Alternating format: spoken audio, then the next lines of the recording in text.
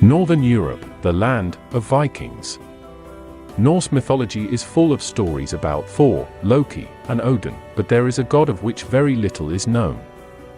Ullr, or Yule in English, seemed to be a prominent god in the early days of Norse mythology, but strangely enough, there is little information about the deity. From what we know, Ullr is the son of Sif, the goddess of grain and fertility, and consort of Thor, making Ullr Thor's stepson. He is depicted as a hunter, proficient in archery, and a god of skiing and skating. We believe Norsemen would often pray to him before a duel. We unfortunately only have 3 sources that mention Ullr. The Prose Edda and Poetic Edda are 2 manuscripts from Iceland, written during the 13th century, which are our main sources for Norse mythology and poetry. While Ullr doesn't appear in the texts, there is a trapped Odin, who promises blessings from Ullr and all the gods, onto whoever could save him. This not only proves Ullr's importance, but his dominance in the Norse pantheon. The third source, from Saxo Grammaticus, a Dane, was written earlier, in the 12th century.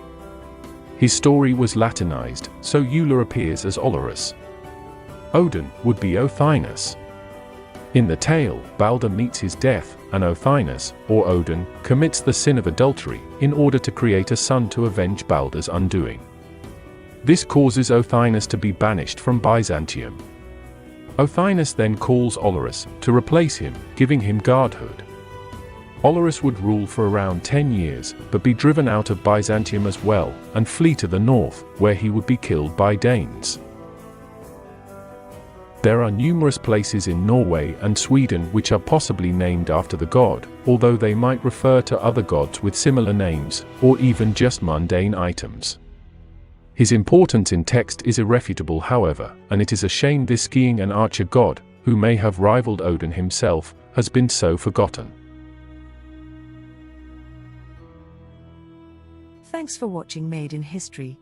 Be sure to subscribe if you want to see more videos.